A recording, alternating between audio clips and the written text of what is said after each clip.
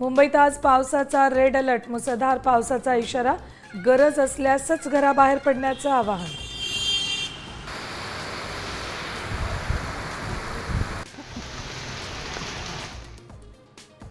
कोकणात पावसाचा कहर, पुढील 24 तासांसाठी रेड अलर्ट जारी, नागरिकांनी काळजी घेण्याचं आवाहन.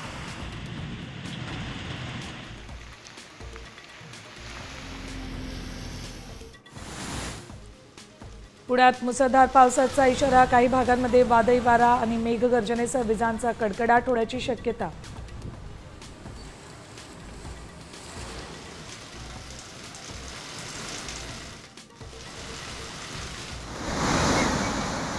राज्याला पावसानं झोडपलं, नद्यांना पूर, बंधारे तुडुंब, कोल्हापूर, सांगली आणि साताऱ्यात थैमान.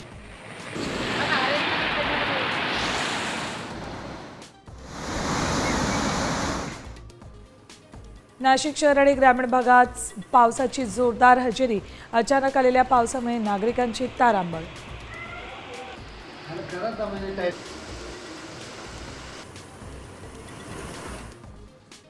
देशात कोरोनाचे 1000 रुग्ण, महाराष्ट्रात 278 सक्रिय रुग्णांची नोंद, काळजी घेण्याचं प्रशासनाचं आवाहन.